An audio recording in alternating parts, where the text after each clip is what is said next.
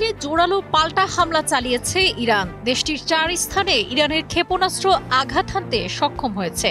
এর 3টি ইসরায়েলের কেন্দ্রীয় অঞ্চলে, বিশেষ করে তেল আবিব সংলগ্ন গুশদান এলাকায়। এই অঞ্চলটিকে বৃহত্তর তেল আবিব হিসেবেও চিহ্নিত করা হয়। হামলায় ইসরায়েলের কয়েকটি ভবনে গুরুতর ক্ষয়ক্ষতি হয়েছে। হোলন এলাকায় একটি ভবন ধসে পড়ার খবর পাওয়া গেছে। আরেকটি আঘাতের স্থান ছিল সোরোকা হাসপাতালের কাছাকাছি। এটি ইসরায়েলের অন্যতম বৃহৎ চিকিৎসা কেন্দ্র। গাজায় চলমান যুদ্ধের প্রেক্ষিতে এই মুহূর্তে এখানে অনেক আহত সৈন্য চিকিৎসা নিচ্ছেন। ইরানের আরাক হেভি ওয়াটার পারমাণবিক স্থাপনায় ইসরায়েলের হামলা চালানোর খবরের মধ্যেই পাল্টা হামলার এই সংবাদ পাওয়া গেল।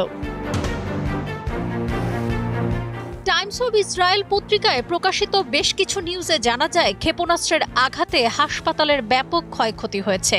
সাংবাদিক ইমানুয়েল ফ্যাবিয়ান জানান, ক্ষেপণাস্ত্রের আঘাতে হাসপাতালের একাংশের ছাদ ধসে পড়েছে।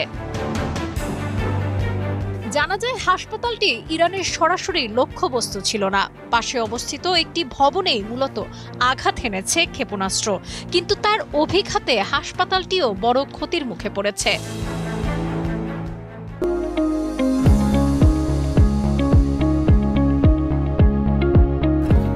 চিকিৎসা কর্মীরা সাধারণ মানুষকে অনুরোধ করেছেন আঘাতস্থলের কাছে যেন কেউ না আসে। কেউ ধ্বংসাবশেষের নিচে আটকে আছেন কিনা ধ্বংসস্তূপে খুঁজে দেখা হচ্ছে। হামলায় অন্তত 30 জন আহত হয়েছেন বলে প্রাথমিকভাবে জানানো হয়েছে। তাদের মধ্যে একজনের অবস্থা গুরুতর বলে জানায় ইসরায়েল গণমাধ্যম।